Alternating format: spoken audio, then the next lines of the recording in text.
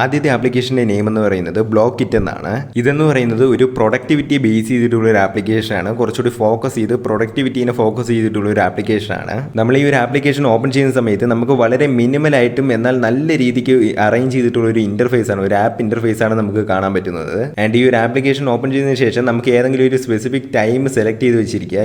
ഞാൻ ഇപ്പോൾ 2 മിനിറ്റാണ് സെലക്ട് ചെയ്തതെങ്കിൽ ആ ഒരു 2 മിനിറ്റത്തേക്ക് ഈ ഫോൺ കംപ്ലീറ്റ് ആയിട്ട് നമുക്കൊരു പ്രൊഡക്ടിവിറ്റിയിലേക്ക് മാറ്റാനായിട്ട് പറ്റും. ഫോണിനെ കംപ്ലീറ്റ് ആയിട്ട് ടേൺ ഓഫ് ചെയ്ത് കുറച്ച് പ്രൊഡക്റ്റീവ് ആയിട്ട് ഇരിക്കാൻ പറ്റുന്ന ഒരു ആപ്ലിക്കേഷനാണ്.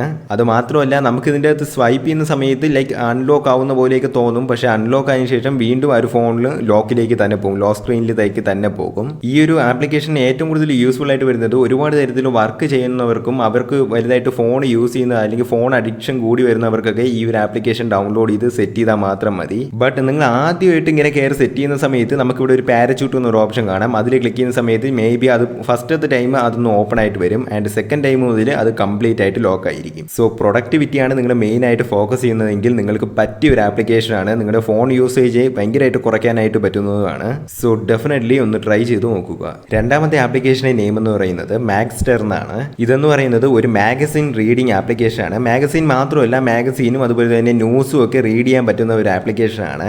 ആപ്ലിക്കേഷൻ ഓപ്പൺ ചെയ്യുന്ന സമയത്ത് തന്നെ നിങ്ങൾക്ക് മനസ്സിലാവും എത്രത്തോളം കളക്ഷൻസ് ഇതിൻ്റെ അകത്തുണ്ടെന്ന്. ഇപ്പം ന്യൂസ് പേപ്പർ നോക്കുന്ന സമയത്ത് തന്നെ ഒരുപാട് തരത്തിലുള്ള ന്യൂസ് പേപ്പേഴ്സ്, അതുപോലെ തന്നെ അതിനേക്കാളും ഒരുപാട് മടങ്ങി തന്നെ ഇതിൻ്റെ അകത്ത് മാഗസീൻസുകളുണ്ട്. ഇതെല്ലാം നമുക്ക് കംപ്ലീറ്റ്ലി ഇരുന്ന് റീഡ് ചെയ്യാൻ പറ്റുന്നതാണ്. ഒരു തരത്തിലുള്ള ക്വാളിറ്റി ലോസും ഇല്ല. നമുക്ക് അതൊക്കെ സൂം ചെയ്താലും ഒരു തരത്തിലും ക്വാളിറ്റി ലോസ് ആവുന്നില്ല. അതുമാത്രമല്ല, നിങ്ങളിപ്പോൾ ഏതെങ്കിലും മാഗസീനോ അല്ലെങ്കിൽ ഏതെങ്കിലും ന്യൂസ് പേപ്പർ സെലക്ട് ചെയ്ത് കഴിഞ്ഞാൽ അതിൻ്റെ അകത്ത് റീഡ് കൊടുത്തു കഴിഞ്ഞാൽ അതിൻ്റെ ഫുൾ പേജസ് നമുക്ക് റീഡ് ചെയ്യാനായിട്ട് പറ്റും. സോ ഈ മാഗസീനും അല്ലെങ്കിൽ ഈ ന്യൂസ് പേപ്പേഴ്സൊക്കെ ഒരുപാട് തരത്തിൽ റീഡ് ചെയ്യുന്നവർക്ക് ഒരു പറ്റിയ ഒരു ആപ്ലിക്കേഷൻ തന്നെയാണ്. ജസ്റ്റ് ഒന്ന് ചെക്ക് ചെയ്ത് നോക്കുക, നല്ലൊരു ആപ്ലിക്കേഷനാണ്. മൂന്നാമത്തെ ആപ്ലിക്കേഷൻ്റെ നെയിം എന്ന് പറയുന്നത് കളർ പിക്കർ എന്നാണ്.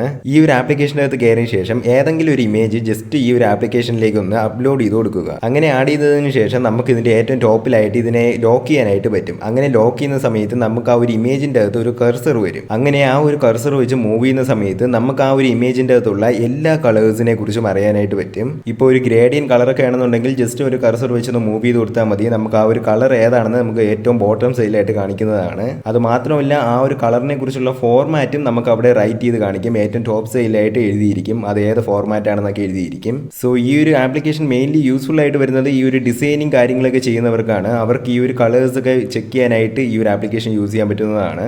എനിവേ ട്രൈ ചെയ്ത് നോക്കുക. നാലാമത്തെ ആപ്ലിക്കേഷൻ്റെ നെയിം എന്ന് പറയുന്നത് വണ്ടർ ഹൗസ് എന്നാണ്. ആപ്ലിക്കേഷൻ ഓപ്പൺ ചെയ്യുന്ന സമയത്ത് നമുക്ക് ഏറ്റവും കൂടുതൽ പെട്ടെന്ന് തന്നെ നോട്ടീസ് ചെയ്യാൻ പറ്റുന്നത് ഇതിൻ്റെ ഇന്റർഫേസ് ആണ്. വളരെ ക്ലീൻ ആയിട്ടുള്ള ഒരു ഇന്റർഫേസ് ആണ് ഇതിൻ്റെ അകത്ത് കൊടുത്തിട്ടുള്ളത്. ഇപ്പോൾ ഏതെങ്കിലും ഒന്നിനെ കുറിച്ച് നിങ്ങൾക്ക് കൂടുതലായിട്ട് അറിയണമെന്നുണ്ടെങ്കിൽ അതിനെ താഴെ നിന്ന് മേളിലേക്ക് ഒന്ന് സ്വൈപ്പ് ചെയ്താൽ മതി. നമുക്ക് ആ ഒരു സമയത്ത് അതിനെക്കുറിച്ചുള്ള കൂടുതൽ ഡീറ്റെയിൽസ് അറിയാനായിട്ട് പറ്റും. ആൻഡ് ഓൾസോ ഇതിൻ്റെ അകത്ത് ആ ഒരു വണ്ടറിനെ കുറിച്ചുള്ള ചെറിയൊരു ടോപ്പിക്ക് വീഡിയോ ആയിട്ടും കൊടുത്തിട്ടുണ്ട്. സോ അതും നിങ്ങൾക്ക് കയറി വാച്ച് ചെയ്യാവുന്നതാണ്.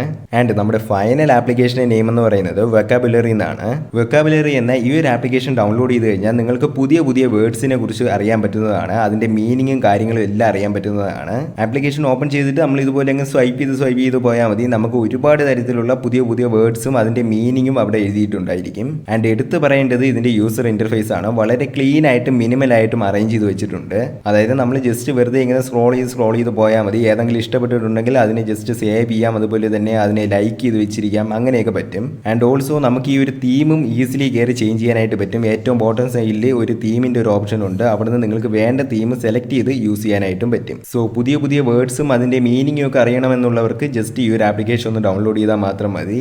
ദെൻ ഇത്രയേ ഉള്ളൂ വീഡിയോ എന്ന് പറയുന്നത്. നിങ്ങൾക്ക് ആർക്കെങ്കിലുമൊക്കെ ഏതെങ്കിലും ഒരു ആപ്ലിക്കേഷനെങ്കിലും യൂസ്ഫുൾ ആയിട്ടുണ്ടെന്ന് വിചാരിക്കുന്നു. ആൻഡ് ഇതിൻ്റെ അകത്ത് കൊടുത്തിട്ടുള്ള എല്ലാ ആപ്ലിക്കേഷൻസിൻ്റെ ലിങ്ക് ഞാൻ ഡിസ്ക്രിപ്ഷനിൽ കൊടുത്തിട്ടുണ്ട്. അവിടുന്ന് നിങ്ങൾക്ക് ഈസിലി കയറി ചെക്ക് ചെയ്യാവുന്നതാണ്. ആൻഡ് ഈ വീഡിയോ ഇഷ്ടപ്പെട്ടിട്ടുണ്ടെങ്കിൽ ഉറപ്പായിട്ടും ഒന്ന് ലൈക്ക് ചെയ്യുക ആൻഡ് ചാനൽ ഒന്ന് സബ്സ്ക്രൈബ് ചെയ്യുക. ഇനി ഇതുപോലുള്ള വീഡിയോസ് ആയിട്ട് വരുന്നവരത്തേക്കും ബൈ.